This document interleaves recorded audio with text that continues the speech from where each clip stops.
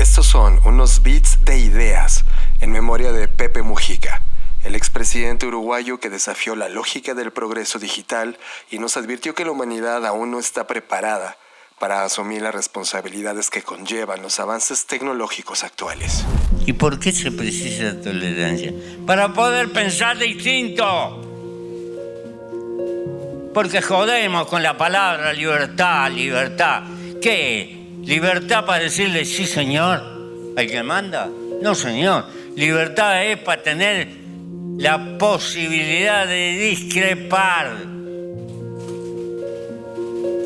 Donde no hay cultivo de la discrepancia, no existe libertad.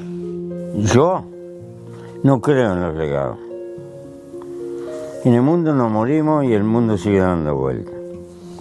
Somos muy vanidosos los humanos. El Estado no tiene personalidad. Los que tenemos personalidad somos los humanos que trabajamos el Estado. Después le echamos la culpa al Estado. Pero los que cometen errores somos los humanos. Porque yo no puedo criticar un martillo. Y un martillo sirve para clavar un clavo para romperte la cabeza. Todo depende de la voluntad humana que lo maneje. Cada vez somos más gente, pero hacemos cada vez más basura, y más basura, y más basura. Y vemos el mar que está podrido, y vemos... ¿Y a quién le echamos? ¿A Júpiter le echamos la culpa? El Sapiens, si sigue así, está sometido al peligro de un holocausto nuclear o de un holocausto ecológico, que puede ser peor. Hemos desatado fenómenos que no tenemos idea de la magnitud que pueden desatar. Porque ¿saben lo que es estar observando la naturaleza? A los pájaros, a la vida que hubiese. En el campo no hay soledad, el campo es un conventillo de distintas especies, cada cual en su lucha. Una cosa admirable. Que nos roben eso. Nos agrede algo de nuestra historia, de nuestra humanidad. No somos robots, somos humanos y nos hemos criado en el seno de la naturaleza. Y vamos a pagar un precio cuando lo olvidamos. Soy un anciano que está muy cerca de emprender la retirada de donde no se vuelve. Pero soy feliz porque están ustedes. Porque cuando mis brazos se vayan, habrá miles de brazos sustituyendo la lucha. Y toda mi vida dije que los mejores dirigentes son los que dejan una barda que los supera con ventaja. Me quiero despedir de mis compañeros y de mis compatriotas. Lo que pido es que me dejen tranquilo. No me acosen con entrevistas al pedo. Se terminó mi ciclo hace rato. Sinceramente me estoy muriendo. Y el guerrero tiene derecho a su descanso.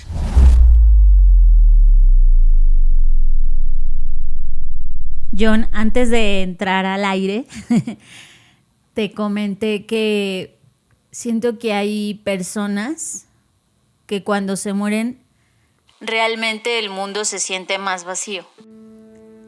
Como, no sé, más solitario quizás. Y siento que la muerte de Pepe Mujica es una de ellas. No solo por el rol que sabemos que jugó como expresidente o como presidente en su momento, sino por todos los llamados que hizo en todos los medios que pudo, en todos los espacios que accedió. Y me hace pensar muchas cosas porque por alguna razón extraña los últimos meses de mi vida, los 6 meses, había estado como muy cercana a toda su obra y a todos sus mensajes, justo porque estoy en esta como transición, o no sé cómo llamarla, de ir hacia la esperanza radical. Y por supuesto que para mí él era un representante de esta esperanza, ¿no? Porque no solo fue comandante de un ejército, no solo fue, o sea, creo que jugó muchos roles de poder políticos y como pocos salió sin corromperse, y eso para mí es algo digno de admirar. Creo que, no sé, a mí sí me afecta en el sentido de pensar cuáles son los nuevos Pepe Mujica, ¿no? Hoy volteo a lo que está pasando y seguro existen, y no lo digo porque no crea que existen, seguro existen, pero no tienen visibilidad. Pero hoy volteo a mi alrededor y no veo una figura dentro de la política, dentro de estas como aristas de poder, que sea igual de lúcido, igual de noble, igual de necio, igual de pacífico.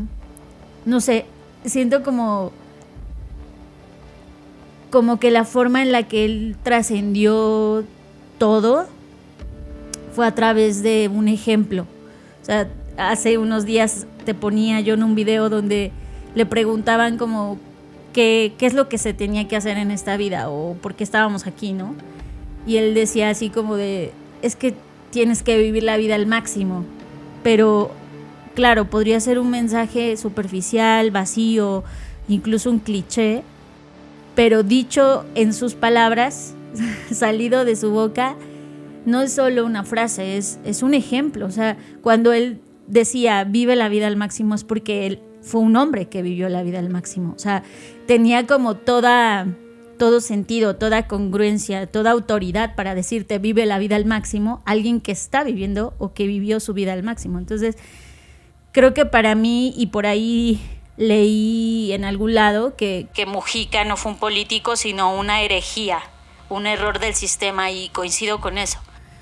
Creo que alguien que sobrevive a la tortura sin llenarse de odio, alguien que gana el poder sin llenarse de soberbia, alguien que se despide sin gloria en muchos aspectos, no sé, me conmueve porque aspiro que alguna de esas, no sé, valores o no sé cómo llamarles, no sé, adjetivos, no lo sé, podamos aprenderle y honrar esa herencia que una persona como él nos deja.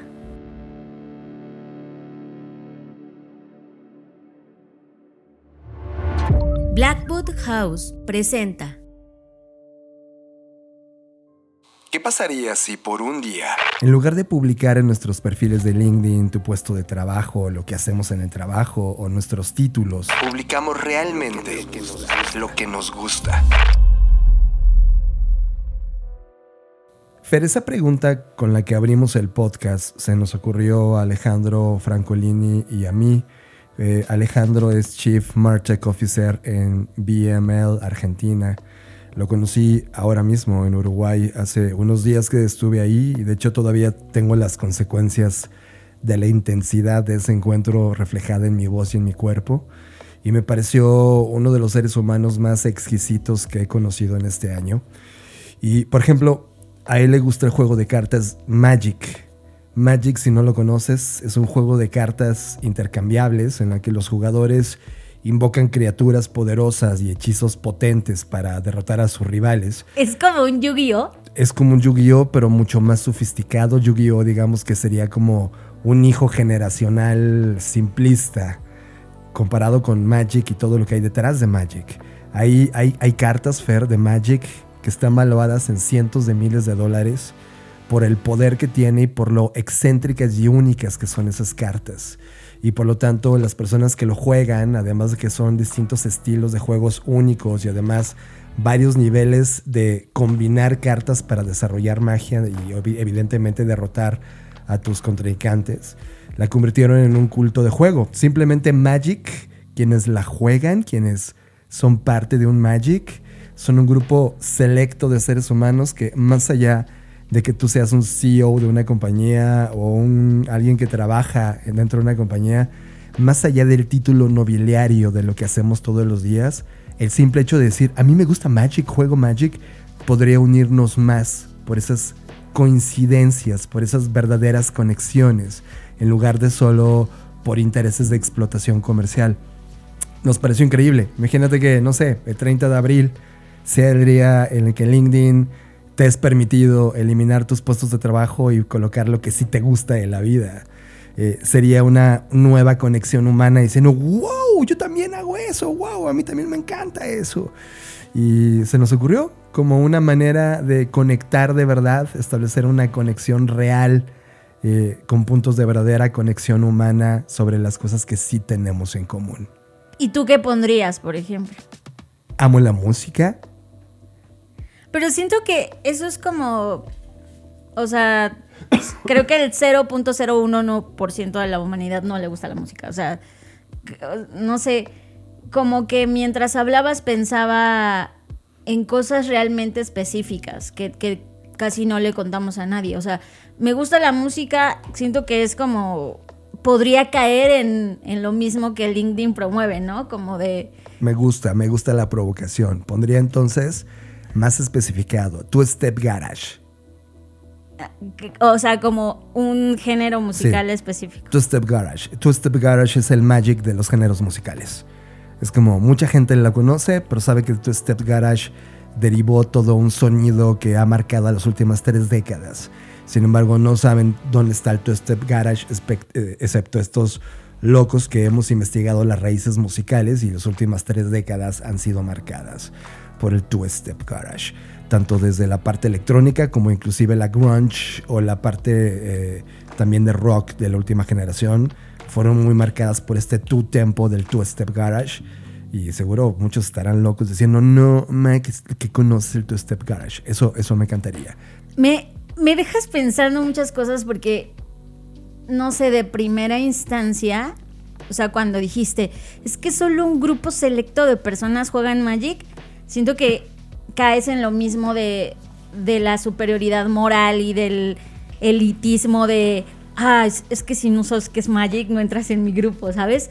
Que es mucho de lo que LinkedIn promueve. O sea, la neta es que como que si el objetivo es unir, siento que se prestaría a decir esto que tú acabas justo de verbalizar. O sea, como de... o sea, como que somos especiales porque jugamos Magic. Sorry. Hay gente que juega Magic y es como, son especiales. Ahora, otra cualidad es, me encanta Mario Kart. Entonces ahí la pregunta se vuelve, todos. Así como tú no estás de acuerdo que yo ponga que la música que es lo que me gusta. Según para ti es demasiado masiva. Tú fuiste la que me provocaste. La no, pero no me refería por la masividad. No lo entiendas por ahí. Sino me refería por... A ver, si nos vamos atrás, ¿cuál sería el propósito de esto? De acuerdo con lo que tú dijiste, sería compartir tus verdaderos intereses más allá de tus títulos nobiliarios. Sí. Pero a lo que yo iba es que en el caso específico de Magic sería como un nuevo título nobiliario, por lo que tú dijiste. Solo un grupo selecto de humanos sabe qué es eso. Entonces, claro, sería como, o sea, eso cae en el mismo elitismo que en la que caes cuando expresas tu puesto de trabajo. Pero no es culpa de Magic. O sea, perdón, tú no vas a una entrevista de trabajo y dices, oye, me gusta Magic, y el de enfrente te va a decir, ¿qué es eso? ¿La magia? ¿Te refieres a la magia? O sea, no, es una nueva forma de conocernos, Fer. Más allá de ver solo las tribus o masividades de ese algo, es una manera distinta de conectar. La esencia de la pregunta no va más allá de qué tan chiquitos o selectos somos, sino de conectar desde otro ángulo. Y ya, o sea, de otros intereses. Sí, pues. Y ya, no hay más profundidad que eso. Es como... No sé, como a ti te gustan los muñequitos de colección en vinil y ya está. Hay gente que dice, sí, a mí me encantan también. Y enganchas, más allá de que es el CEO o no de una compañía, más allá de que quieres conectar y hacer negocio con él o no, es conectar por la misma idea. Es como, no sé, para un país latinoamericano, irle a un equipo de fútbol. O sea, hay veces en que rivales se unen solo porque hay una cosa tan estúpida como irle al mismo equipo, ¿sabes? Esa excentricidad, esa tontería que los une, a veces salva naciones. A veces de puntos de vista contrarios, solo porque les gusta el café, vuelven a ser amigos. Ya. ¿Sí me entiendes? Sí, lo Más veo. allá de un puesto de poder per se, la idea o la provocación va por estas cosas que eran simples. No importa que lo jueguen 2 personas a 1,000,000, sino que esa posibilidad de que exista y esa manera de acercarnos desde ese punto de vista podría hacer que las conexiones humanas se conviertan en eso, más humanas. Ya. Por ejemplo, ¿cuáles serían las tuyas? Es que justo al pensarlo, o sea, no sé, como lo primero que se me viene a la mente son bebidas alcohólicas. No te ¿Sabes? culpo. Como me gusta el Negroni, o sea, eso. No, pues imagínate, un grupo de negronistas en el mundo diciendo, muy bien, y lo has probado con... Y se crea un club de negronistas. Y de repente en ese club de negronistas te topas con gente de todo tipo, desde los que hacemos tortillas con la mano para comer hasta los que dirigen grandes compañías tecnológicas. Y en una de esas, todos volvemos a hablarnos con todos, porque los negronistas crean una nueva manera de convivir. Sí, o sea, sí entiendo. Es como que me da mucha risa porque ese es el origen, o fue en algún momento, de las redes sociales. O sea, Claro. la idea que la promesa no cumplirá es que ibas a encontrar gente con tus mismos intereses. Y me recuerda mucho, por ejemplo, al internet de los 90, ¿no? Sí. Yo, por ejemplo, en estos grupos de Terra, ¿te acuerdas? Pero que te por metías supuesto. y era como, me encantaba Los que estaban... tableros. Ajá, exacto, los tableros que estaban etiquetados por esto, comida / alimentos / bebidas / Negroni, ¿no? Era Sí. como muy específico. Y tú te metías, pues estoy inventando, al del Negroni y encontrabas gente súper clavada de Sí. Negronis que subía sus notas, sus recetas, etcétera. Exacto. Que ese fue el internet. Para Del mí inicio de ese los fue el 90s. prime del internet, pero no lo sabíamos. Déjame tomo una reflexión de eso. Es que cuando dices una promesa incumplida, claro que no. Fue una promesa cumplida. El problema de las redes sociales y de todas las compañías tecnológicas es que para cumplir esa promesa requerían mucho dinero detrás para pagar la tecnología que estábamos usando. Y al incluir y bajar estos dineros de fortunas de grandes compañías o de grandes firmas, tuvieron que cambiar toda esa promesa para solo explotación comercial, para sobrevivir. Entonces, sí lo cumplieron, Fer. El mundo de los 90s, como tú dices, el prime de internet, 90s, la mitad de los 2000s, 2008 todavía, cuando YouTube termina siendo comprado por Google, todavía era un momento. ¿Te acuerdas cuando había un Yahoo Answers? O sea, tú tenías una pregunta y un humano te la contestaba y todos le aplaudíamos a ese humano de esta es la mejor. Y ese ser humano tenía reputación dentro de la plataforma. Eran los momentos más magníficos de la humanidad conectada. No sé de qué hablas, yo siempre usé Quora. También. No, pero sí te entiendo. Sí me entiendes. Claro, pero me refiero a incumplida en el sentido de quien hoy nace. O sea, por ejemplo, si ahorita nace alguien y usa redes sociales, ya no vive eso. Porque A se eso me volvieron refiero. eso, comercialización pura. Ajá, pero eso me hace pensar, por ejemplo, en redes como Mastodon, donde yo estoy ahí. Y me gusta porque en muchos sentidos es un rincón nostálgico, en el sentido de que incluso estéticamente se siente como ese internet, en donde no hay tanto diseño, no hay, porque se siente a propósito que es así, ¿no? Como ese internet donde todavía no hablábamos ni de UX ni de UI. Y como que es como una zona de confort, me hace sentir tranquila. Tienes como nostalgia. que ver cosas ahí. Todavía la gente escribe, al ser Mastodon, la gente escribe todavía como con esta intención de compartir y no de performar ni de tener likes, y eso me gusta, o sea, como que es un espacio seguro para mí, en donde justamente las personas con las que enlazo es por intereses muy particulares, o sea, ¿sabes? Como gente que mezcla temas muy específicos o que habla de cosas muy específicas, o ahorita que ando en mi trip de poesía y filosofía como autores muy específicos.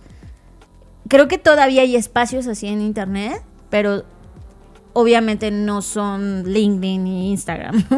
Pero es interesante, es interesante. Y me hace también cuestionarme como que quizás eso es lo que motiva el nacimiento de estas pequeñas redes de gente que se reúne a tejer, gente que se reúne a leer a un club de lectura, gente, o sea, creo que al final del día eso es lo que está buscando la gente, o que se reúnen a hacer cerámica y a hacer poesía. O sea, son como espacios en donde cosas simples de la vida, que a lo mejor ni siquiera es Magic. Magic se me hace muy complejo, o sea, porque como que tiene ciertas reglas, pero claro, como cosas más simples como leer en voz alta se me hace más accesible, ¿sabes? Claro. Magic, o sea, lo pongo a niveles de Go, por ejemplo. Un juego complejo, Ajá, con miles de años de historia detrás. bueno, no tanto porque es de los 90, pero sí entiendo, o sea, como que el tema es que además tendríamos que abrir una madriguera de conejo Sí, específica para los juegos de mesa. Sí, y sin juzgar. O sea, la idea de esta pregunta no es juzgar, no es interiorizar lo intelectual que hay detrás, sino el volvernos a envolver por lo superficiales que somos en términos de estas actividades y gustos, pero al mismo tiempo son estas las que nos van a salvar de la velocidad en la que estamos parados hoy con todo esto que está sucediendo a nivel tecnológico. Y nuevamente son estas redes de conexión humana las que nos vuelven a ser humanos. Y yo no sé tú, nos hemos burlado mucho, al menos en mi generación, yo soy generación millennial, cuando nos burlamos de, mira, los millennials descubriendo el tiempo compartido, ¿no? Conceptos que ya existían en otras generaciones que apenas los descubren, pues ahora la responsabilidad de las generaciones atrás de nosotros es que están descubriendo cosas que para nosotros son viejas, pero que, ¿qué crees? Si las redescubrimos juntos, pueden volver a conectar. Sí, coincido totalmente. Eso está interesante. Y que además justo llegan a un punto donde te digo, como estamos tan ya, quizás quienes llevamos más tiempo, ya tan cansados de lo mismo. Yo por eso, por ejemplo, dejé Facebook, ¿sabes? Porque ya como que se agotó para mí. Creo que es interesante. No sé, me dejas pensando muchas cosas para hablar en otro episodio. Muy bien, tomo nota. Bienvenidos a Creative Talks. En la edición 311 de Creative Talks Podcast, te presentamos la primera ciudad creada y gobernada por un líder tecnológico, Starbase. OpenAI quiere convertirse en el sistema operativo tecnológico de los países, te contamos todo. Bill Gates cerrará su fundación y regalará toda su fortuna patrimonial para 2045. Y para nuestros Patreon, saquen su libreta de trabajo porque analizaremos los 5 tipos de riqueza y cómo crearla. Disfruta esta rica edición de Creative Talks Podcast. Bienvenido humano a Creative Talks Podcast, el podcast que habla de creatividad, innovación, diseño, negocios y futuros. Conducido por Fernanda Rocha y John Black, fundadores de Blackbot, la compañía que diseña el futuro. Creative Talks Podcast, un podcast presentado por Blackbot y disponible en su versión extendida en exclusiva para Patreon. Creative Talks Podcast. Fernanda Rocha, hace 9 años en el FBS hablábamos sobre la posibilidad de que las compañías tecnológicas se cansaran de todas las regulaciones gubernamentales, sobre todo de las leyes locales donde las compañías tecnológicas habían nacido, debido a que se cansaron de las ambiciones e innovaciones y al no ritmo que tienen en la protección local. Es decir, imagínate una compañía creando revoluciones tecnológicas que el país no logra entender y que por lo tanto las regulaciones que el país tiene no logra sacarle brillo a lo que esa compañía había innovado. Ante eso, vimos que tanto las compañías tecnológicas como las de nueva creación basada en innovación estaban teniendo demasiado ritmo, tanto económico como poder político. Eso fue hace 9 años y hablamos por primera vez de países creados por compañías tecnológicas. Es decir, imaginábamos, todavía Meta no se llamaba Meta, pero imaginábamos a Mark Zuckerberg comprando una isla completa a un país pobre en un lugar estratégico del planeta donde el cambio climático no fuera a golpear con mayor fuerza, y en ese lugar establecer el emporio Facebook, es decir, un país llamado Facebook, o hoy podría llamarse Meta, donde ellos podrían crear su propia moneda, su propia economía, su propia sociedad, su propia arquitectura y sea un país más. Sí, romper la idea de Estado-nación por corporación-nación. Así es, que definitivamente cuando lo ves en los números, hoy hay corporaciones que no han comprado países, pero que son más valiosos que países enteros, ¿no?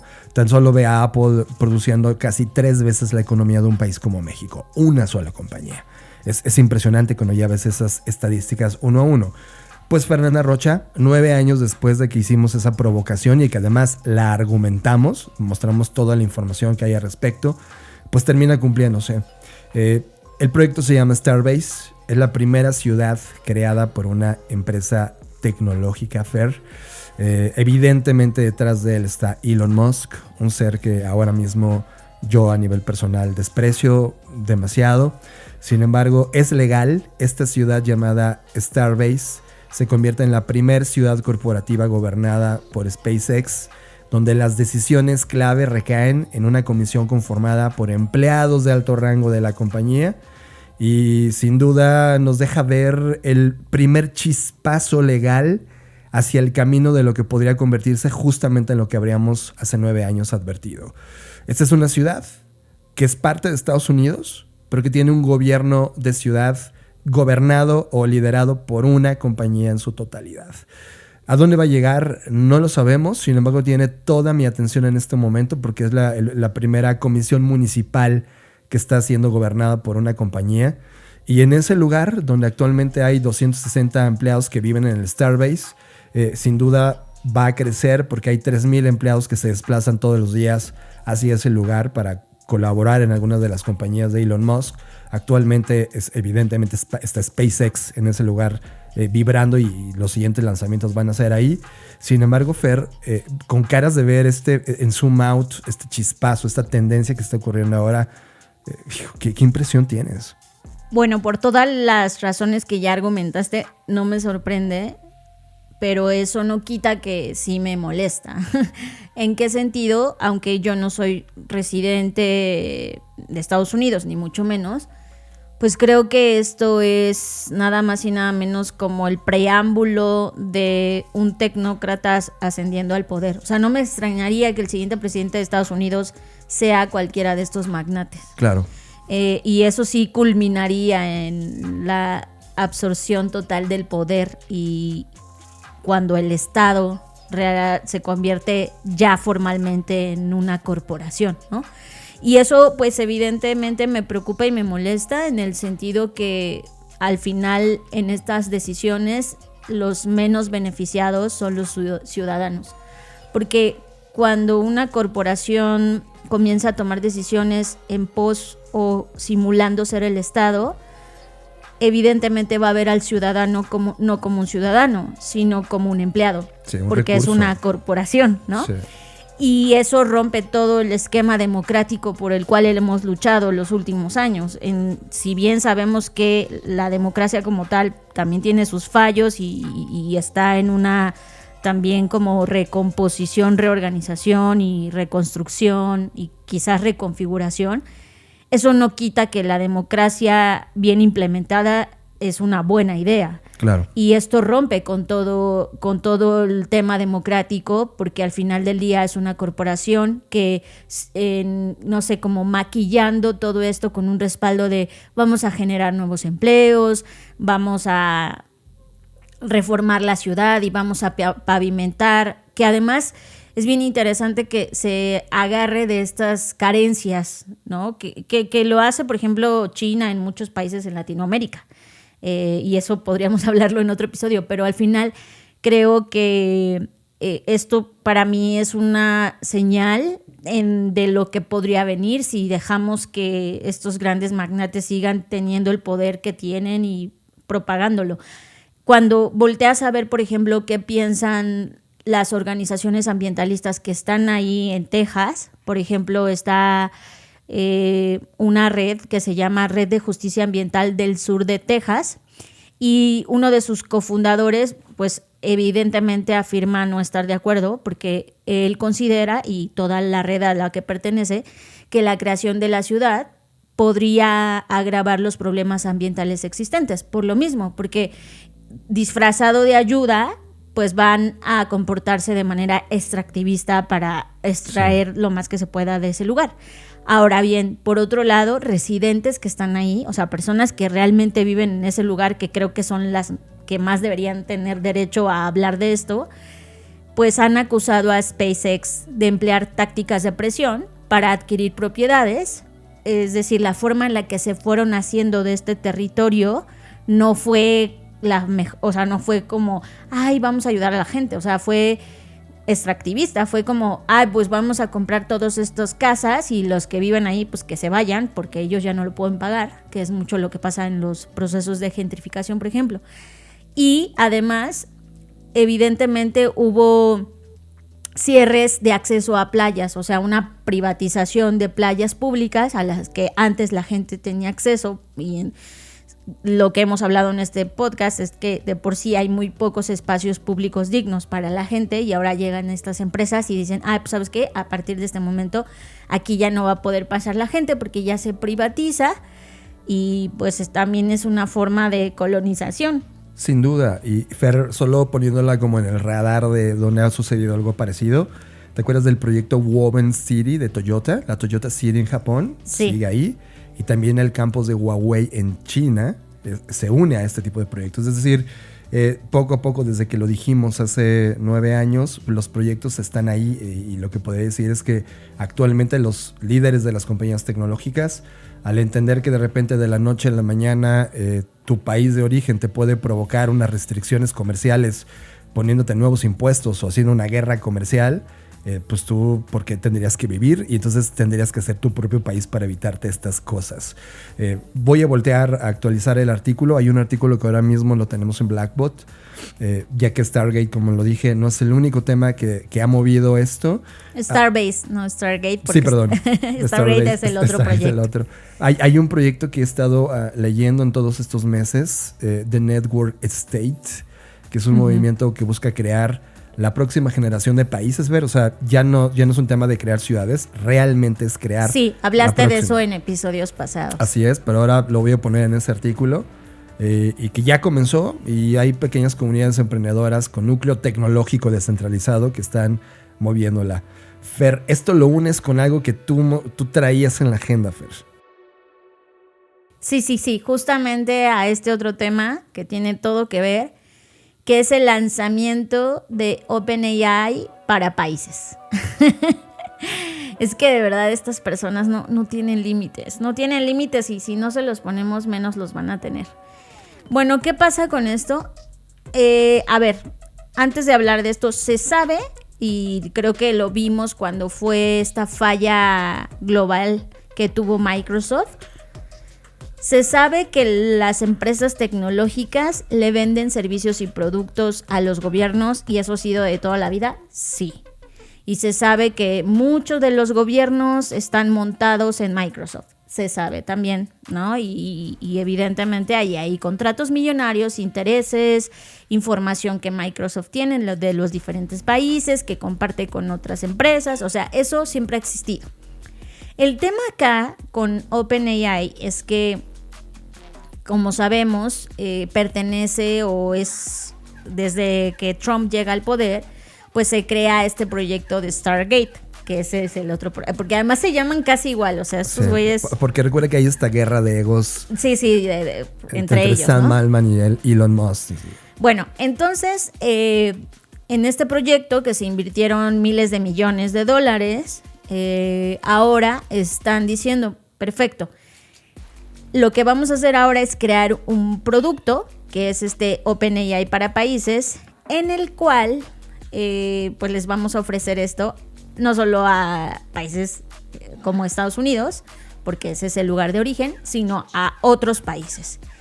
Y lo que más me da risa, es que te digo que este descaro no tiene límites, es que ellos dicen que quieren ayudar a los países a quienes les van a ofrecer este servicio, este producto, y de paso difundir la inteligencia artificial democrática, lo que implica el desarrollo, uso e implementación de una inteligencia artificial que proteja e incorpore principios democráticos arraigados.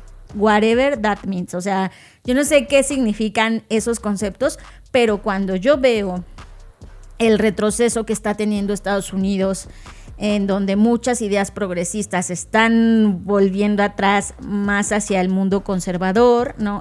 Yo no sé si esa es la IA democrática con esos valores de principios democráticos arraigados, es de la IA que hablan. Y evidentemente esto o sea, es que ya no sé si reír o llorar, porque al final del día este es otra señal que se une. O sea, por un lado tienes a Elon Musk conquistando en términos territoriales espacios para convertirlos en un nuevo estado-nación corporativizado. Y por otro lado tienes a OpenAI conquistando de la misma forma, pero en el mundo digital, a estados-nación o países que ya existen, pero ahora metiéndose o infiltrándose cual humedad en estos sistemas democráticos. La humedad es más elegante, este es un cáncer.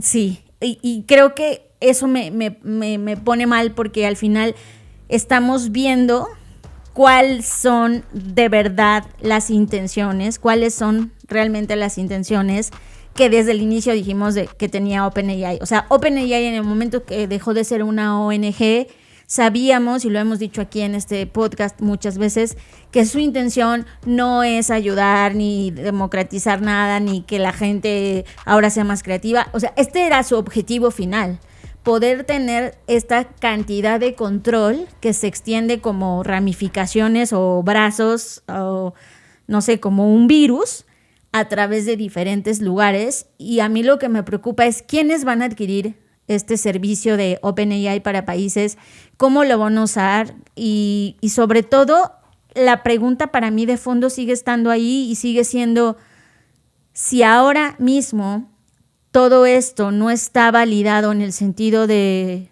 el conocimiento con el cual está siendo entrenada la inteligencia artificial, sabemos que es muy elitista, sabemos que es heteronormado, o sea, tiene ciertas características en donde es incompatible realmente con la democracia.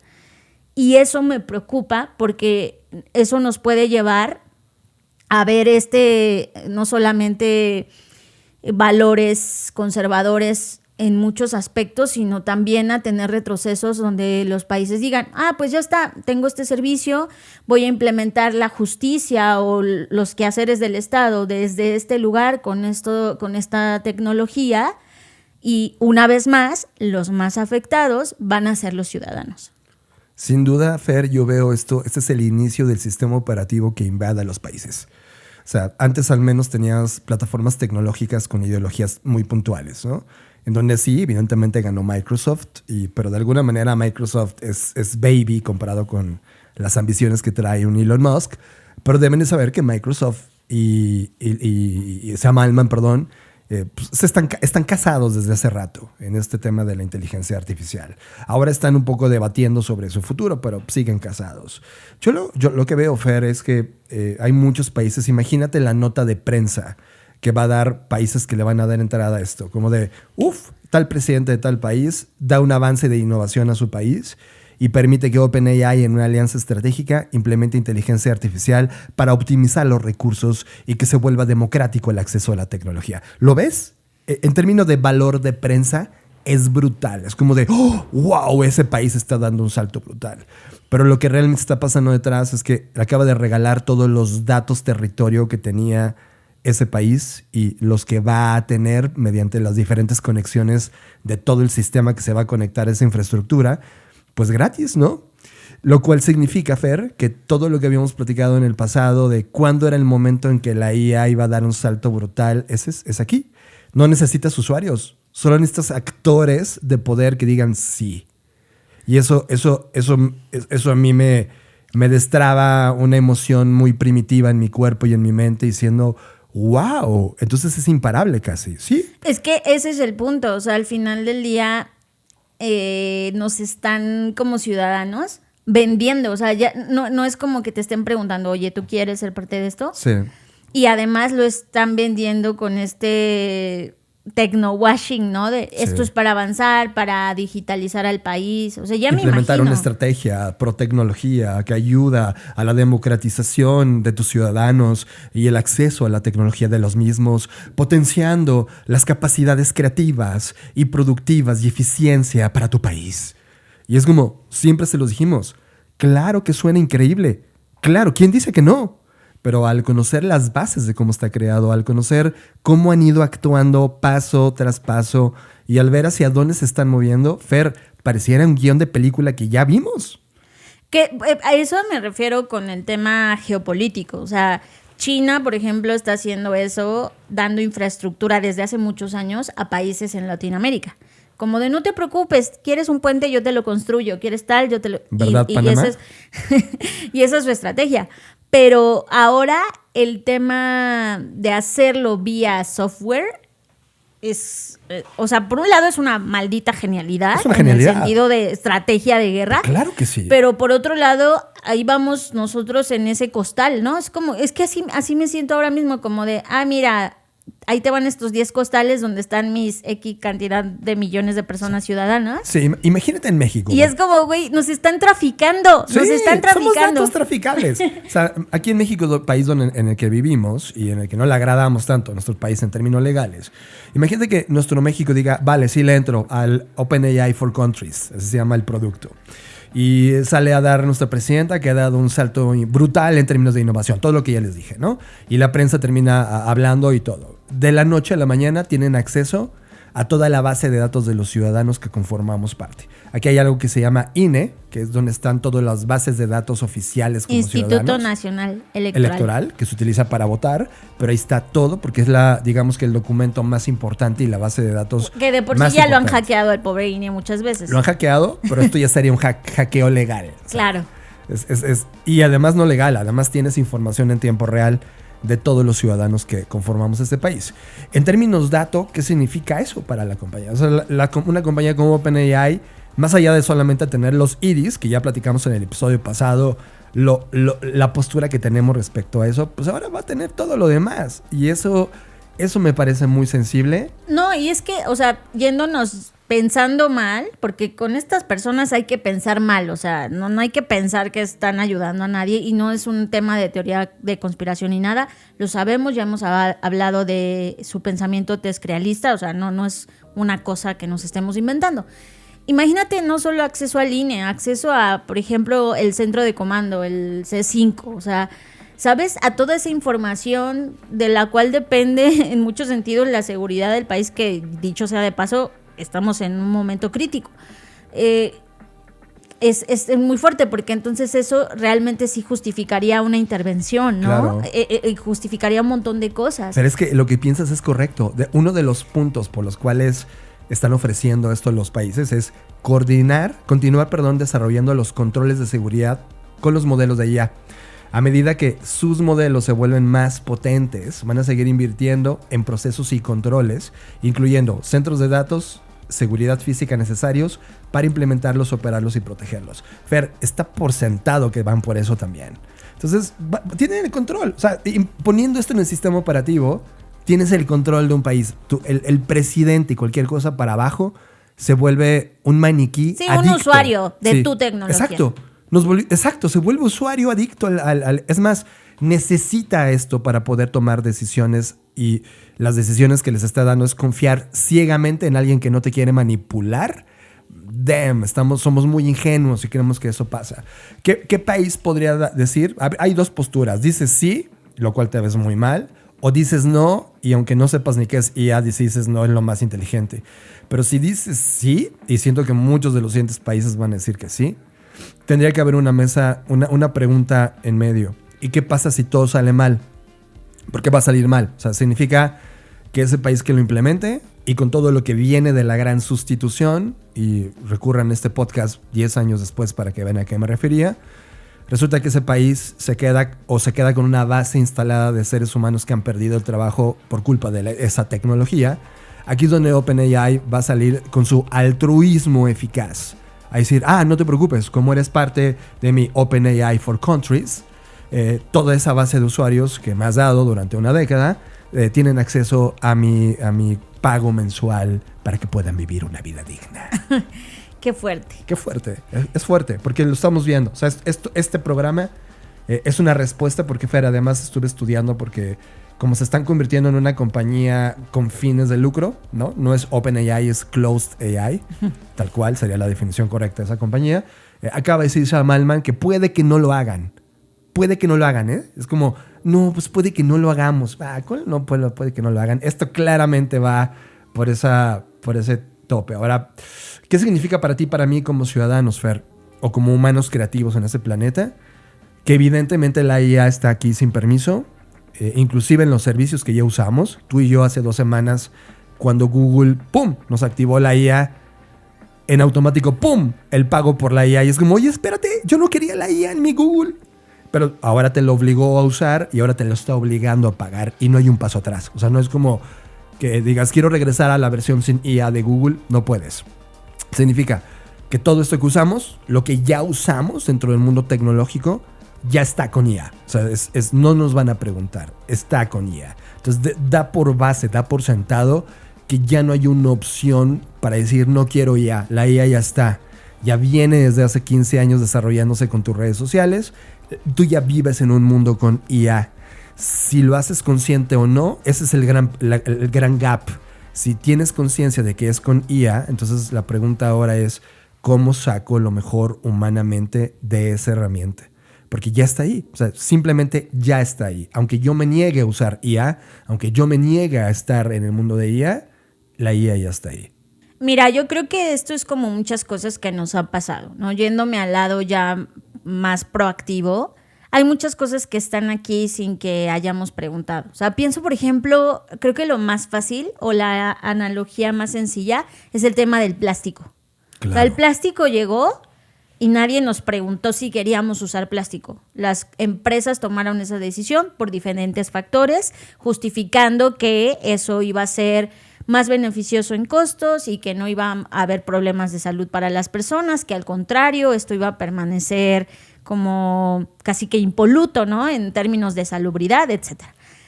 Y hoy usamos plástico, o sea, el plástico está en todos lados. Hasta en tu cuerpo. Hasta en tu cuerpo, cada cierto tiempo consumimos el equivalente a una tarjeta de crédito, o sea... ¿Me decías que cada semana o cada mes? Cada semana. Es impresionante saber que lo que comemos hoy equivale a que cada semana nos estamos comiendo una tarjeta de crédito, sí. En nuestro cuerpo. Eso está muy cañón. Entonces, y nadie nos está preguntando si, o sea, no es como que tú quieras comer plástico. O sea, el plástico está ahí en estos microplásticos, ¿no? Impresionante. Y me pasa lo mismo con la IA. Entonces, ¿qué hacemos? ¿Qué hacemos en ese sentido? Pues yo creo que lo mismo que hacemos con el plástico, ¿no?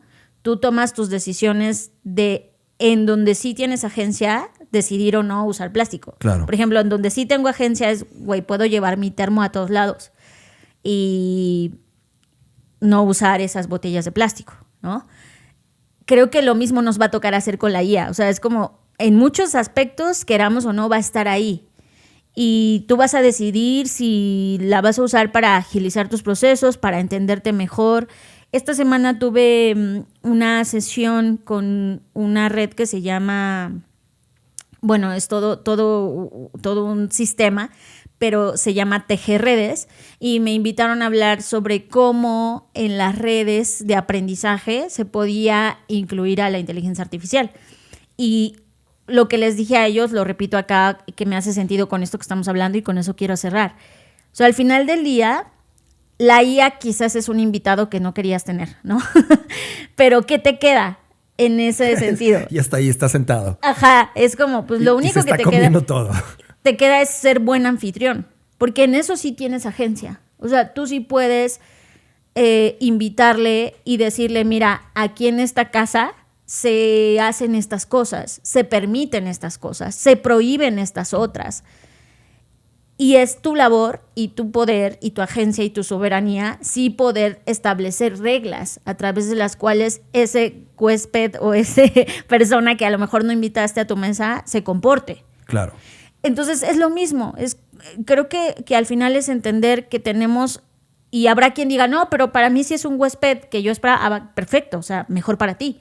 Pero para quienes no, para quienes de alguna manera u otra tenemos estas resistencias, no de a gratis, sino porque sabemos todo el sistema complejo que hay montado detrás y los intereses reales y genuinos que hay detrás de todos estos sistemas, pues entender en dónde sí puedes tú, no diría que manipular, sino enseñar e instruir, porque al final lo interesante de todo esto es que la IA sigue aprendiendo. Y Fer, eso que tú estás mencionando nos deja una Polaroid que está pasando en este momento. Hay unos datos, no me sé de memoria exactamente quién lo está colocando, pero es una referencia válida de cómo estamos usando la IA. Y en el número claro, uno, es Harvard Business Review. el Harvard Business Review. Ajá. Y en el número 1 es que estamos usándola para relacionarnos. Es decir, Para tomar terapia. así es, pero al final del día es relacionarnos. Ya habíamos dicho en este podcast que uno de los problemas que habíamos detectado desde la pandemia hasta acá es que tenemos un gran problema de salud mental. Y ese tema de salud mental, que es global, tú y yo lo tenemos ahora mismo, si estás escuchando ese podcast, lo tienes.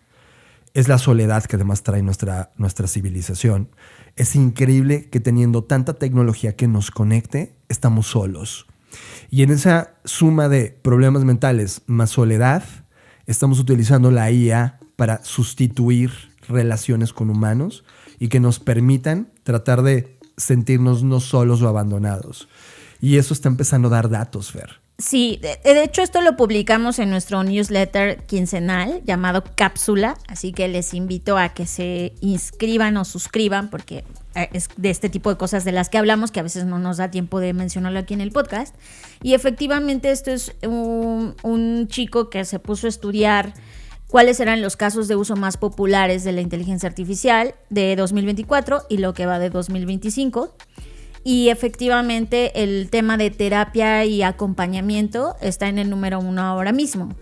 Y el tema de generación de ideas, que estuvo en número 1 en 2024, este año está en número 6. O sea, hay otras prioridades. El top 3 de este año es acompañamiento y terapia, número 1. El 2 es organizar mi vida, que fue un nuevo caso de uso que no había en 2024. Y el tercer lugar, que también fue un nuevo caso de uso, que es encontrar propósito. Y esto me recuerda mucho a lo que pasó con Internet al principio. Al inicio, exacto. O sea, esto es exactamente las History preguntas que repeating. estaban... Sí, estas son las mismas preguntas que se hacían al inicio del Internet. O sea, cuando Google empezó a hacer estos estudios que sacaba anualmente preciosos, que luego ya se fueron por otro lado, pero al inicio...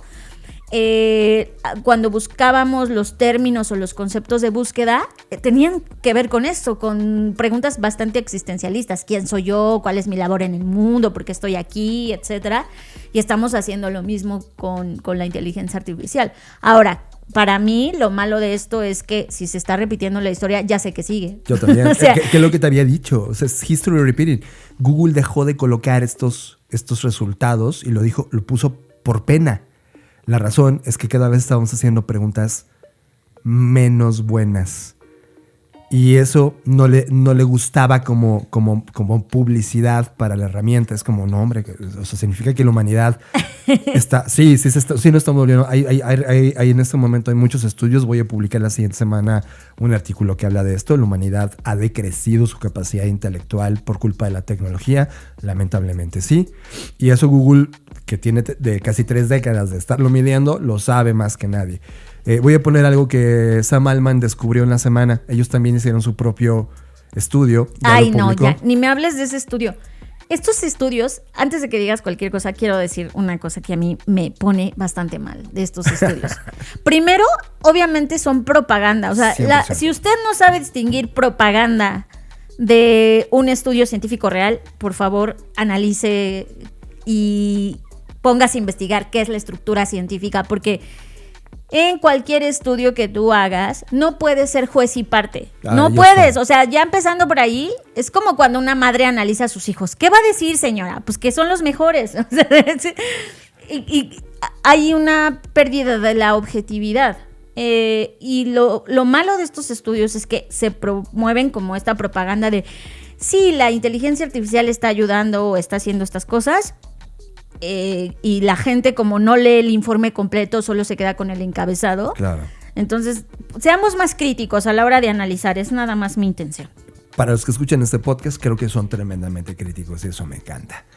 Y lo que sacó Sam Altman es la validez del estudio del Harvard Business Review, diciendo que sí, que su plataforma evidentemente la están utilizando para sustituir interacciones humanas y que inclusive cuando lo hilas con lo que dijo hace 2 semanas, que por favor no le digan gracias ni por favor a sus redes, a su IA, porque evidentemente eso se gastan los tokens. Es una locura. Pero pues en eso estamos ahora mismo y Fer, La lectura del mundo es esta. Estás escuchando Creative Talks Podcast. Creatividad, innovación, diseño, negocios y futuros. Y ya para terminar de hablar de magnates millonarios. Tecnológicos. Exacto, vamos a hablar de Bill Gates. Bill Gates esta semana anunció que va a cerrar su fundación y va a regalar, y pongo entre comillas regalar, todo su dinero hacia 2045. ¿Y eso por qué no debería importarnos? Bueno, en muchos sentidos esto a mí me causó una alerta porque Bill Gates tenía un plan en el que cuando él y su esposa murieran es cuando se iba a hacer esta transición del dinero, que básicamente no es regalarla, sino transferirla a la fundación y que la fundación la distribuya como mejor le parezca, de acuerdo con las causas que estén importando en ese momento. Y lo que me hace preguntarme esta noticia de último momento es, ¿por qué diablos? ¿Qué está viendo Bill Gates?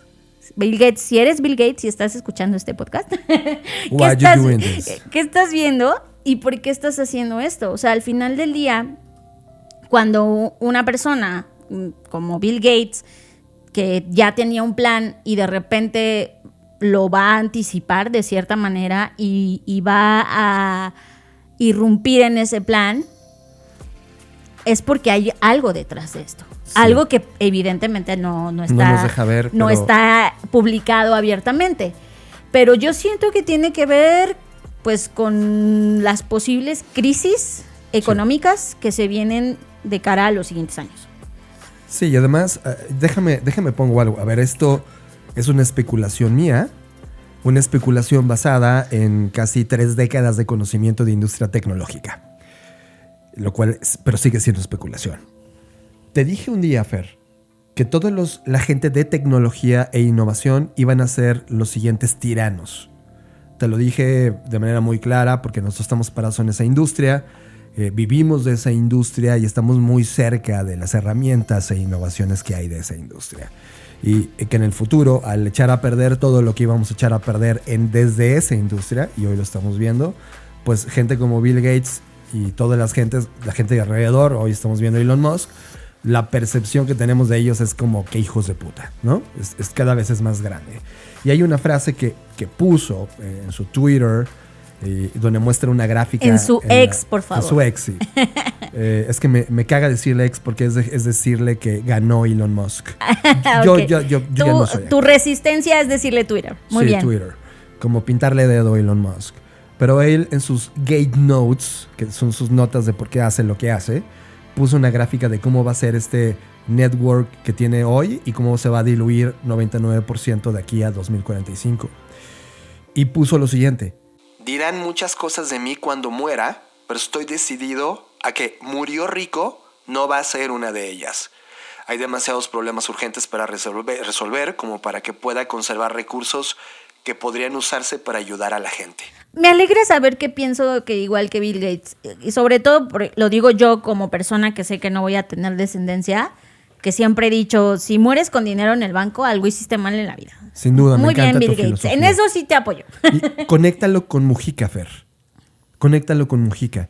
Si Bill no Gates, me compares a mi Pepito. No, espera, es que hacia allá va mi especulación.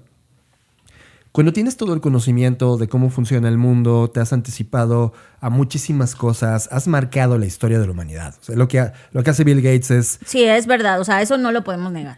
Tenemos un mundo que nació en gran influencia en la mente y en la práctica de lo que hizo todos los días Bill Gates. Y los intereses de Bill Gates. Sin duda. Y siguiendo un poco el rastro de los últimos 5 o 10 años de Bill Gates, ha tenido 2 grandes inversiones. La IA, y recuerden que ya no es CEO de Microsoft. O sea, él se sale de Microsoft y lo deja en manos de hombres como Satya Nadella, que yo le digo Satya Nutella, solo por cariño. Pero este hombre ha invertido, Bill Gates. Es el terrateniente más grande de la historia de la humanidad ahora mismo. Es decir, ha comprado tierras para seguir sembrando alimentos para la humanidad porque sabe lo que viene. Ya vimos las estadísticas, ya todas las referencias que tenemos nos dicen que la humanidad está en una caída de recursos planetarios y Bill Gates está invirtiendo justo para ese lugar. Por lo tanto, creo que mucho de su net worth va para allá, Fer, o sea, va para estos recursos. Y no puede decir la verdad, Fer. Esto no lo puede decir, porque si él dijera lo que él está viendo, muchos de sus... Sí, que eso es lo que a mí me preocupa. Porque yo sé que lo que él no está diciendo es más importante que lo que está diciendo. O sea, lo que yo leo es, viene una chingadera para la humanidad muy gigante, mi dinero va para allá, para los que ojalá se logren recibir salvar el o lo que sea. Sí, ahí les va. Yo ya no voy a vivir ahí y mis hijos con el 1% es suficiente. Hay algo que él en su libro, y por esa razón yo les había dicho que la vez pasada estaba leyendo su libro que se llama Source Code, y empecé a leerlo. Que y me sería aburrí. como el código fuente, ¿no? Código fuente. Y la verdad es que es aburrido porque es anecdótico, lo escribe un nerd para nerds con lenguaje nerd y o sea, no lo aguanto. O sea, Bill Gates no sería mi amigo. Pero sí, no. O sea, yo soy ahorita más, Bill Gates está bien triste. sí, me acaba de quitar su lista de... Si tenía Blackbot en la lista de herederos para hacer cosas bien, me acaba de borrar ahorita mismo. Sin embargo, lo volví a leer. En este camino a Uruguay, si hubo un libro que leí, fue él. Y dije, a ver, no sabía que venía esto. No sabía que él iba a poner en Twitter esto. Claro, porque esto pasó... Apenas. Ajá. Y ve, checa los apuntes que tengo para que tomes la cabeza de cómo piensa Bill Gates. Primero, cuando era niño, y vaya que tenía problemas con sus familiares, porque él era un ser humano atípico, entendía cosas. Por ejemplo, hay que ser un gran administrador. Lo aprendió de su madre. Hay que ser serios en la vida. Lo aprendió de su padre, que era abogado. Y en muchos sentidos, lo ayudó 2 o 3 veces de algunos problemas legales en la juventud con Bill Gates. Sin embargo, no lo solía molestar para no manchar el nombre de la familia Gates.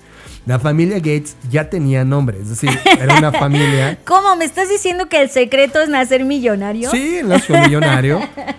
Y lo narra en el libro. Una de las cosas que él logra ver con mucha atención es que tanto su madre como su padre, si bien eran personas tremendamente ocupadas y no tenían casi tiempo para nada, algo que respetaban eran los rituales. Por ejemplo, un ritual, cada verano se iban junto con varias familias igual de...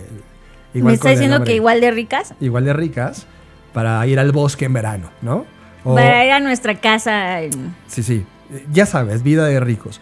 Pero que cuidaban mucho la red social. Es decir, tenía reuniones entre adultos con familias ricas y esas reuniones sociales donde se hablaba de cosas importantes que él, siendo un joven, veía que eran importantes, era una práctica ritual de la familia Gates.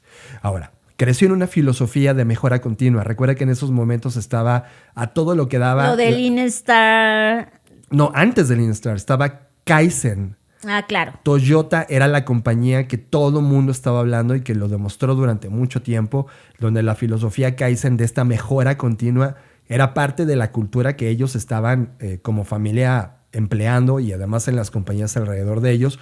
No estaría mal regresar un poquito a entender lo que Kaizen le hizo a filosofías como Toyota. Sin embargo, por ejemplo, la mamá de Bill Gates apuntaba a lo largo del año todo lo que estuvo mal. Imagínate que tu libreta que tienes el día de hoy le dejes las últimas 2 hojas para todas las chingaderas que pasaron. Es como, uy, salió mal esto, salió mal. Ella todo lo apuntaba. Y cuando finalizaba el año... y ahí puso, tener a Bill Gates. Ay. No es cierto. Claro. Es broma. Durante muchos años seguramente lo pensaron, ¿eh? Yo sí... O sea, Bill Gates sí nos lo deja ver que era un dolor en todo el cuerpo, Bill Gates. Y cuando terminaba el año, lo que hacía la mamá es que le dedicaba tiempo, ritual, para leer todas esas cosas que salieron mal y aprender de eso que salió mal. La verdad es que es una belleza de ejercicio. Yo ya tengo mi mejora para la Blackbot Creative Planner gracias a esa idea. Siguiente idea.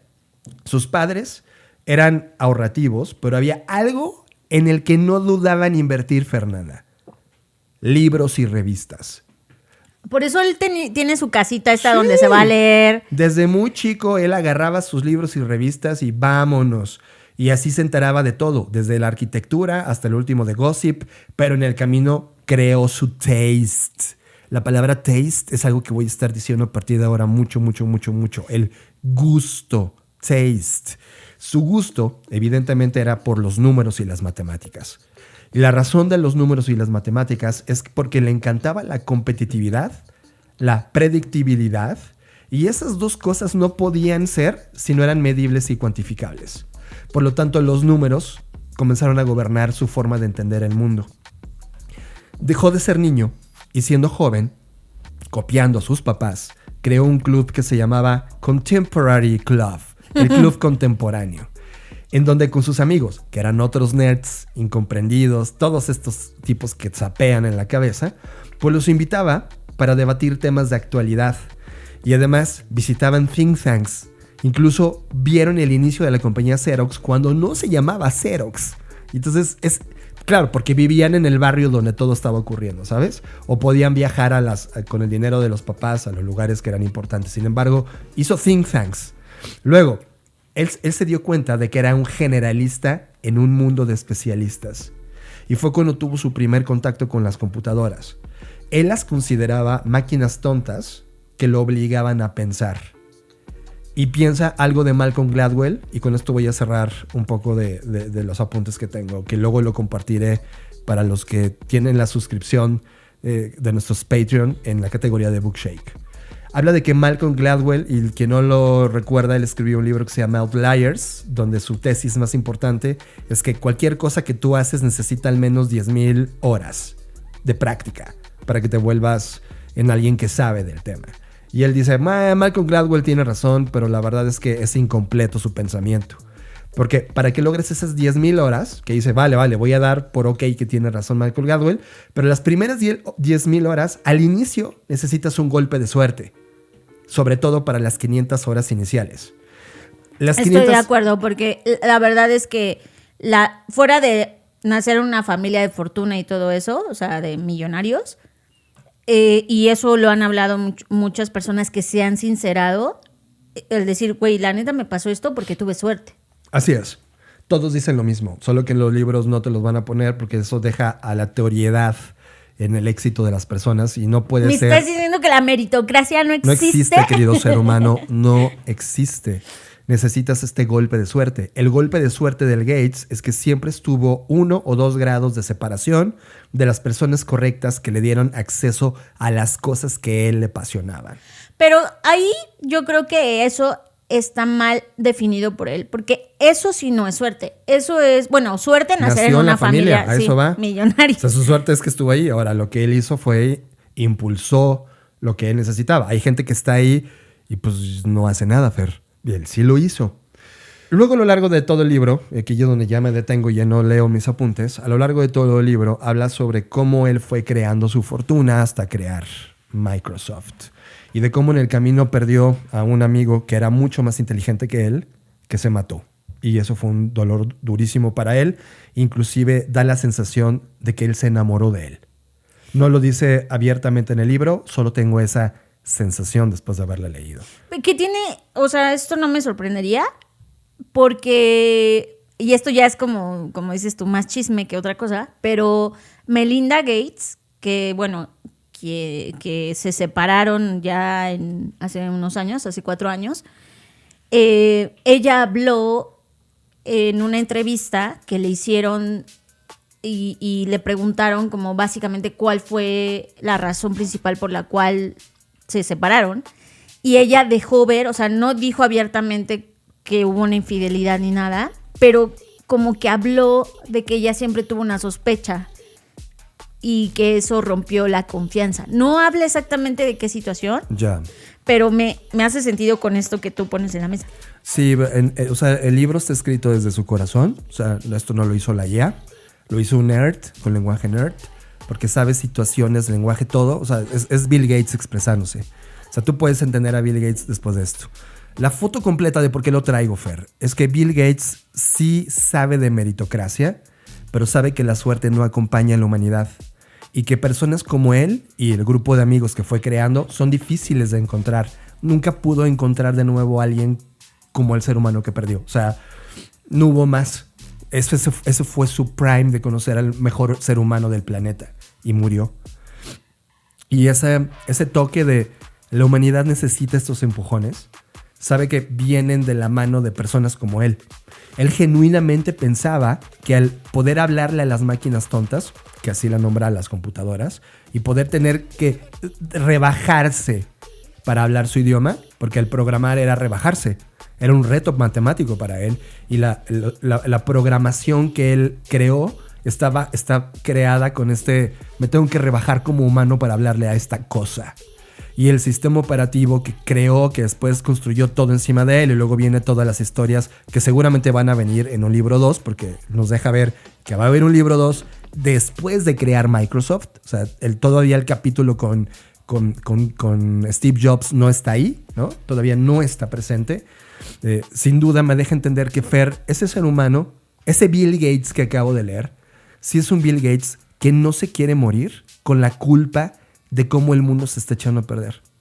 Por lo tanto, Fer, si la fecha que puso él para diluir su economía es 2045, donde él solo se va a quedar con el 1%, que le va a permitir vivir una de las vidas más increíbles todavía. O sea, tú y yo con el 1% alimentamos toda la colonia en la cual vivimos. O sea, digamos, no es pobre. O sea, no es pobre. Es un tipo que vive. Sí, no es como se va a quedar en la pobreza. O sea, no. Exacto. Y a sus hijos no los está impulsando desde el toma, aquí está todo construido. A él le gusta y premia la cultura del construirlo.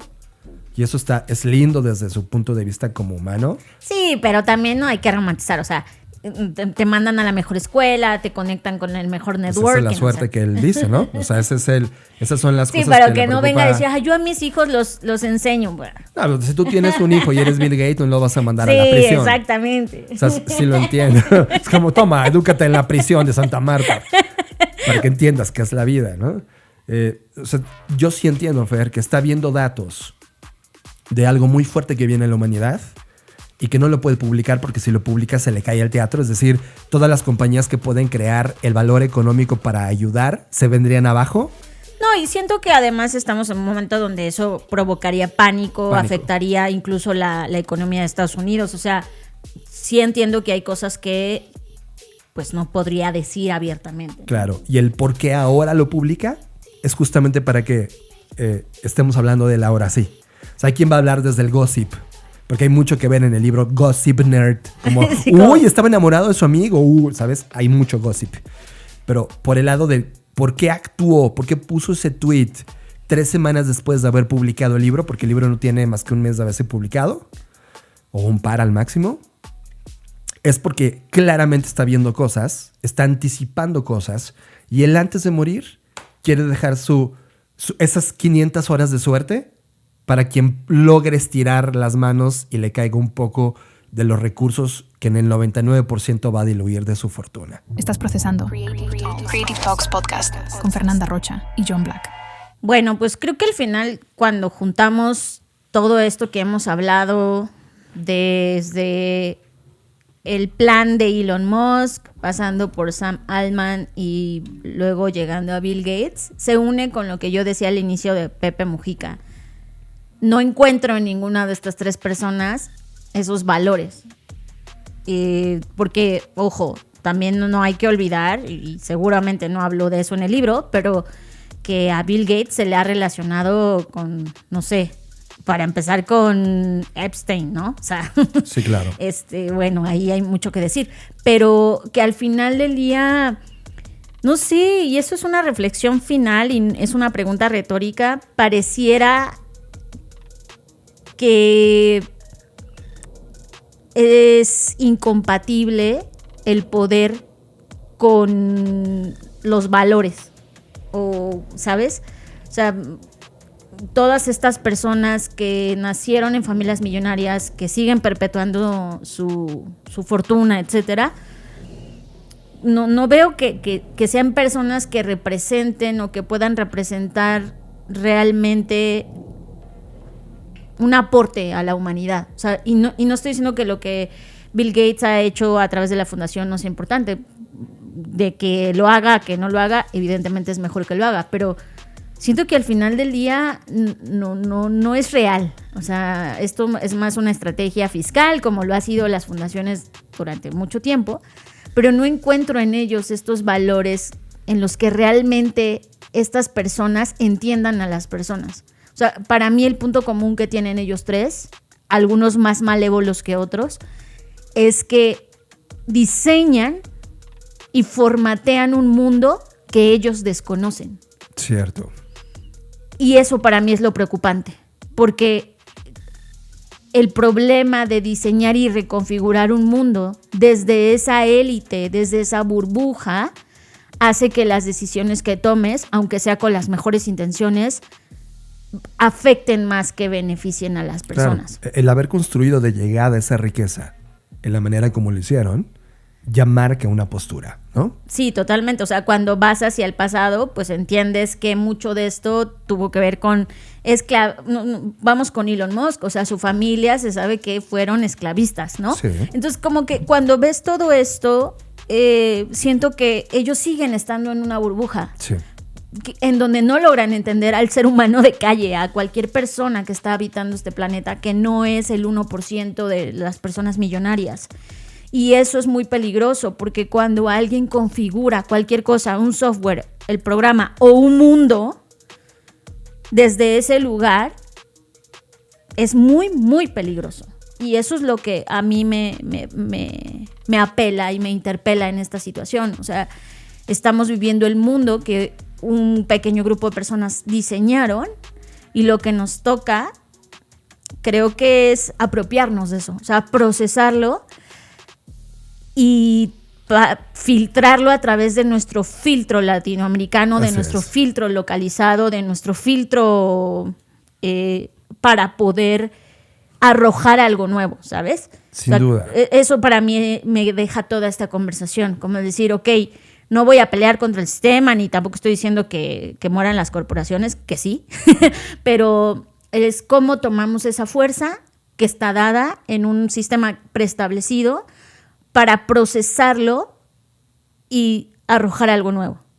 Lo que dices me toca, Fer, me toca, me mueve muchas cosas sensibles, porque trato de ver como un libro lo que ha ocurrido en esta semana, y ha ocurrido tanto. O sea, primero tenemos un nuevo papa, que aunque yo no soy una persona practicante de mi fe, nací políticamente en eso. O sea, soy católico, apostólico, romano, no practicante y cada vez más agnóstico.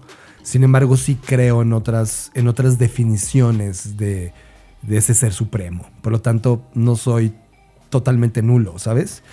Y al ver que eso mueve la conversación política y de fe del mundo, y decir, uy, somos el mismo mundo de hace 200 años o 300, ¿sabes? Sí, todavía estamos pendientes de quién es el siguiente papa, ¿no? En paralelo, ver que una ciudad tecnológica, todo lo que ya platicamos, está ocurriendo, o que ahora mismo Trump está en Arabia Saudita vendiéndole las armas y haciendo la transacción de armas más grande de su historia. Cuando ves todas esas señales, te quedas como, wow. En ese equilibrio de lectura del mundo, donde mi participación como ser humano es mi día a día, ese día a día es lo que carecen esos lectores del mundo, ¿no? ¿Qué implica para la gente desayunar? Hoy iba en el desayuno porque hoy hice unos hot cakes, que es uno de tus desayunos favoritos de culpa, ¿no? Unos hot cakes. Iba al centro comercial para comprar la leche, y dos personas que trabajan en ese centro comercial hablaban de lo duro que era su día a día. Y están viviendo en su día a día. Ellos no pueden, esos seres humanos, no pueden gastar más de $7 diarios. Si gastan $7 diarios, rebasan su administración, su presupuesto que tienen. Y esos $7 diarios está considerándose el transportar, es decir, me muevo de un lugar a otro para trabajar, el comer o el tener cualquier otro gasto. Imagínate que te enfermes. $7 diarios. Y son trabajadores de un centro comercial al cual yo acudo a comprar cosas que tal vez en ese ticket me estoy gastando $20. Sí, eso es ajá. Creo que este tema de la conciencia de clase es algo que tratamos de practicar, ¿no? De estar conscientes de pues, lo que implica enfrentar el mundo en esta situación y estas circunstancias, que creo que es lo que nos pasa, porque regresando al tema de Bill Gates, esta semana alguien compartió en uno de los tantos grupos en los que ya me estoy enloqueciendo, que estaba en Colombia, en una comunidad rural, ¿no? Y dije, claro, es que esa es la visión que tienen ellos, como un safari, ¿sabes? Safari, sí. Y eso está horrible, porque mientras que para ellos es esta visita a estas comunidades rurales, pues para ellos es su vida, ¿sabes? O sea, sí. es su vida diaria, o sea, y eso es lo que creo que hace falta. Ahora, Fer, lo voy a pegar con una cosa, y si tengo una malinterpretación de esa zona, por favor háganmelo saber. Es mi segunda vez que voy a Montevideo, a Uruguay, el lugar donde Mojica reinó. Reinó me gusta. O al menos la ideología. Por supuesto hay gente que es detractora de Mojica, porque errores cometió como cualquier otro ser humano y además fue parte de la guerrilla, entonces de repente un ser humano que es parte de la guerrilla, verlo como presidente es algo que no macha en muchas personas. Así como hoy está pasando con Colombia y su actual presidente. Pero ¿sabes qué? ¿Qué vi de Uruguay? Un país en paz. Te lo dije cuando llegué. Un país donde todavía el verde está. El pasto sale sin que le eches agua porque llueve. Un lugar lleno de naturaleza. Un lugar donde puedes caminar a cualquier hora del día. Un lugar donde los humanos viven. Comparado con otros contextos latinoamericanos donde hemos perdido esa paz, hemos perdido esa riqueza natural, hemos perdido ese estado de estar tranquilos. Por supuesto, el costo de estar tranquilos es que también se siente paz. Vi emprendedores decir, es que no está pasando nada. Sí, porque estás en paz, ¿no? Y de repente es que ya estoy aburrido, necesito ir a México, ir a Tulum, donde están pasando cosas. Pero el costo de que pasen cosas es que ya no estás en paz. Esa pregunta en mi cabeza. Sí, como esa aparente paradoja, ¿no? Una paradoja, sí, yo amaría estar en paz, amaría estar en Montevideo. Pero al mismo tiempo no, porque quizás te pasaría lo que a ellos que se aburren y dicen, es que no está pasando nada. No está pasando nada, siento que estamos perdiendo el ritmo del mundo. Me necesito mudar a un lugar donde estén pasando las cosas. Y de repente cuando lleguen a ese lugar van a extrañar esa paz. Es que tocas un punto muy importante que es el tema de la perspectiva y de cómo al final todo es una construcción de nuestros pensamientos, ¿no? Es decir, tú puedes anhelar o aspirar. Es más, a mí me pasa mucho cuando vamos a España, donde nos dicen, no, es que México está increíble y está pasando tal y está pasando tal. Y yo, estando aquí en México, no lo veo así. Yo lo percibo desde otro lugar, porque soy mexicana y he estado en México toda mi vida, ¿no? Creo que al final, hacia donde va o hacia donde yo veo este intercambio cultural, es que yo no creo que hay un lugar mejor que otro. Es decir, no diría, pues entonces como está más en paz, Uruguay es mejor que el resto de Latinoamérica.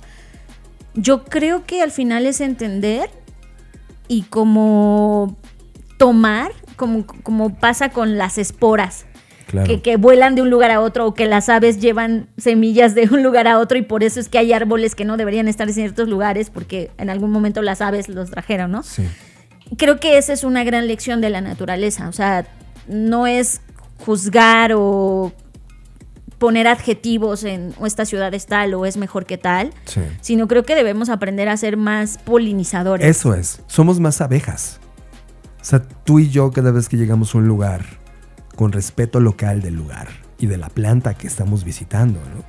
La chupamos, la seleccionamos, la saboreamos, y nuestro movimiento de ideas hace que muchas de estas cosas se muevan. Luego vamos a otra flor y como varias de esas ideas las depositamos y vamos polinizando. Para mí Uruguay me dio una lección brutal de qué significa un estado latinoamericano que además es del sur global, y eso deben de saberlo la gente de Uruguay. El sur global, así como el sur global es una parte de África, el sur de África se está convirtiendo en un destino mucho del destino de la sobrevivencia de la humanidad va a estar en estos lugares. Sí, de hecho, solo lo pongo en la mesa. Hay historias de ciencia ficción donde dicen que todo ese sur global, sobre todo el de América Latina, se va a convertir en el nuevo destino turístico por el cambio del clima, ¿no? Así es. Y pues pareciera que va para allá. Sí, y este estado de no pasa nada es de, pues tomen mi cerveza, tomen mi mezcal, porque en menos de 2 décadas les va a pasar todo. Vamos a empezar a ver migraciones de personas que van a querer estar en un Montevideo. Y no sé si en ese momento añoren cuando no pasaba nada. Exacto. Creo que al final inserte aquí la frase de Pepe Mujica, ¿no? Vive la vida al máximo, o sea. Sí. Ahora, con esa frase que pareciera como un cliché cultural, de, pues me dicen lo mismo que otro podcast que habla de lo mismo. Pues sí, es una conclusión cósmica que quizá no la estamos tomando tan en serio porque es un cliché. Lo habíamos hablado un poco en el episodio pasado. Agarré un libro que no terminé, lo hojeé. Son esos libros que basta escanearlos como para entenderlos. No le quiero depositar toda mi fe. Para los Patreon van a escuchar la versión avanzada de esto. El libro se llama The 5 Types of Wealth, a Transformative Guide to Design Your Dream Life. Ya me sentí Marta de baile. Los 5 tipos de riqueza. ¿Por qué eres más rico de lo que crees? O así le pusieron, pero es una guía transformativa para diseñar tu vida de ensueño. Sería la traducción directa. Y lo que habla, el autor se llama Sahil Bloom. Él explora qué significa la riqueza. Hay un artículo súper bueno de una plataforma que tú y yo leemos mucho que se llama Big Think. La verdad es que muchas de las cosas que leo de Big Think satisfacen mi curiosidad y además lo hacen desde una perspectiva mucho más profunda que el promedio, que es muy superficial. La hipótesis principal del libro de Bloom es que para ser felices en la vida, porque al final, aunque tú y yo la felicidad la hemos criticado muchas veces, sí es un destino en primera aproximación que las personas están buscando. La primera pregunta que debemos responder a la pregunta es la siguiente. ¿Qué significa para mí la riqueza? Y la segunda, ¿qué significa para mí el éxito?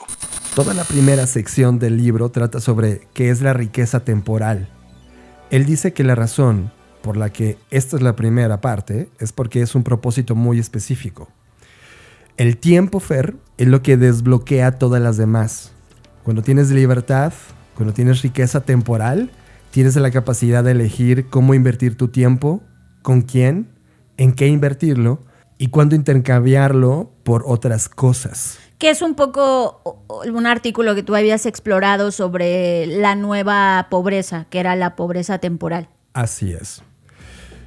No voy a seguir más porque este libro, que la verdad es interesante, además es novísimo, lo acaban de publicar Sahil Bloom, lo vamos a estar abordando para los Patreons, porque después de leerlo no solamente encontramos cuáles son estos 5 tipos de riqueza, sino que además da una guía súper interesante, Fer, sobre cómo abordar cada una de las riquezas.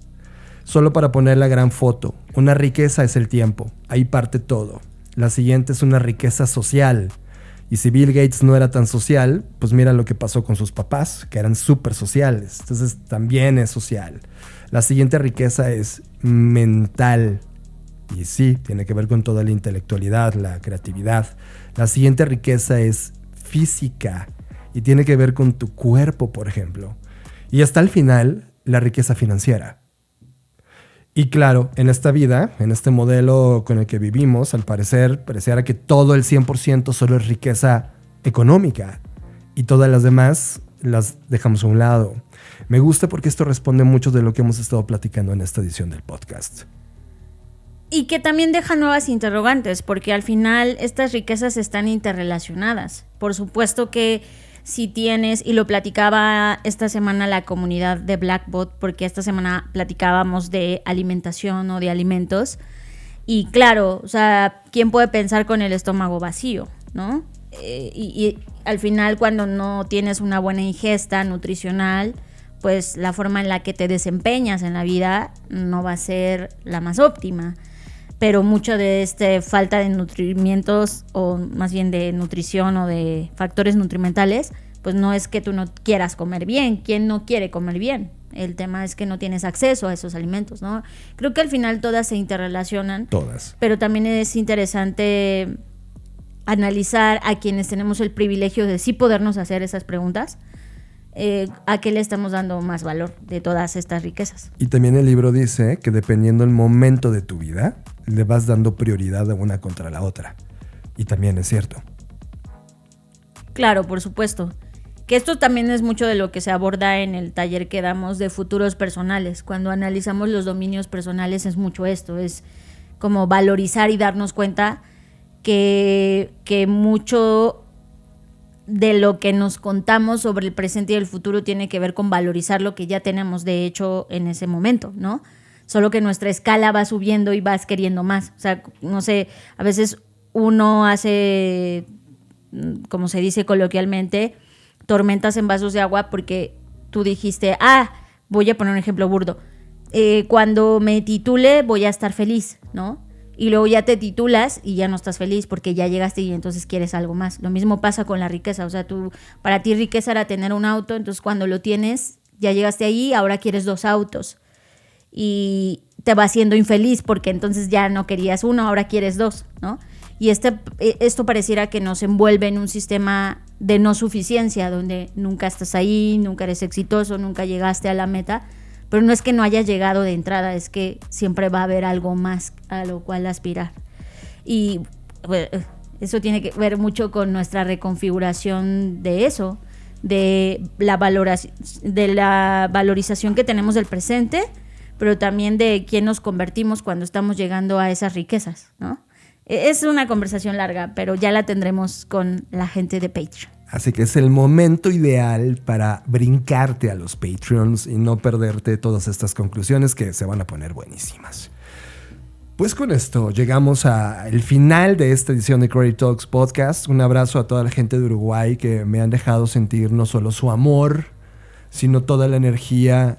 Wow, las cosas que ocurrieron ahí, las personas que conocimos ya se irán enterando poco a poco, porque cada una de estas personas merecen tiempo y merecen conversaciones dentro de este podcast. Así que estaré invitándolos todos y todas de uno en uno para contrastar, para tirar ideas acá.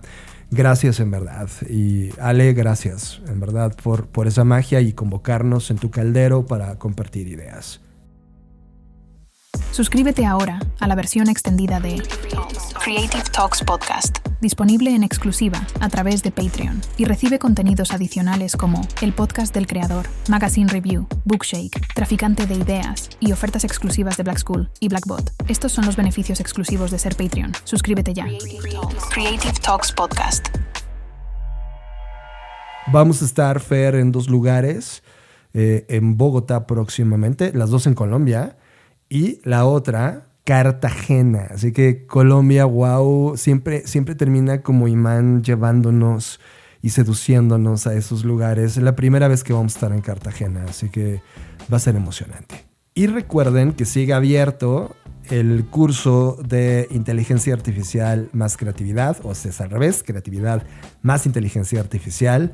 Fernanda Rocha, ya se está acercando la fecha. Ya se está acercando la fecha y quiero decirles que estamos muy emocionados porque cada vez que leo más noticias sobre la inteligencia artificial, confirmo que este taller, esta estructura de taller es la idónea para poder procesar toda esa información. Porque al final del día, esta escasez que muchas personas y especialistas en creatividad están diciendo que hay sobre la imaginación y la creatividad, pues se resuelve con entender cómo creamos. O sea, y el cómo creamos no significa de, pues yo hago ideas mientras estoy en mi trabajo, mientras me baño. No.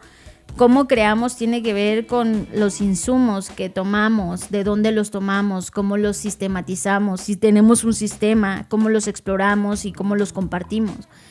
Y cuando tú entiendes eso, o sea, te ponen en la mano cualquier herramienta de inteligencia artificial, tú puedes hacer maravillas, pero no por la inteligencia artificial, sino porque entiendes perfectamente tu proceso. Y solo para poner un ejemplo y cerrar la conversación, a mí me está gustando mucho usar la inteligencia artificial para poder crear aplicaciones para mis estudiantes, porque creo que sí, los Canvas ayudan, hay algunas herramientas lúdicas que ayudan mucho, de participación, etcétera, pero el hecho de que mis estudiantes puedan tocar de lo que estoy hablando, puedan jugarlo, puedan manipularlo a través de una aplicación, por ejemplo, y yo hago esas aplicaciones con inteligencia artificial, mejora muchísimo la experiencia educativa que tienen, ¿no? Pero si yo no supiera nada de fundamentos pedagógicos y de entender mi propio proceso creativo, pues no podría hacer estas aplicaciones. No podría tener la riqueza con la que termina, ¿no? Ajá, entonces esa es mi intención en este taller, o sea, compartirles que cuando ustedes comprenden el cómo crean, qué es la creatividad y cuál es el proceso creativo, pueden crear cualquier cosa, sin importar si la IA avanza o no avanza o salió la nueva actualización. Y eso es lo que queremos compartir en este taller, así que les invitamos a que participen. Ya estamos próximos a iniciar. Este taller va a llevarse a cabo el sábado 24 de mayo de 8 de la mañana a 1 de la tarde, hora de la Ciudad de México, y es un bootcamp, es intensivo, como muchas de nuestras experiencias educativas, pero lo hacemos así para aquellas personas que igual entre semana pues no tienen tiempo de estudiar o de hacer otras cosas, y así en una sola dosis pues te lleves esta carga de conocimientos y de aplicaciones para potenciar tu creatividad. Es un placer estar aquí con ustedes. Yo soy John Black. Y yo soy Fernanda Rocha. Nos vemos en el futuro.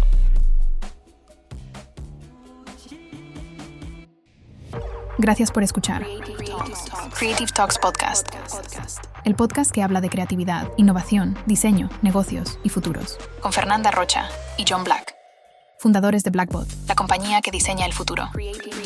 Creative Talks Podcast, un podcast presentado por Blackbot y disponible en su versión extendida en exclusiva para Patreon. Creative Talks Podcast. Nos vemos en el futuro. Blackbot House presentó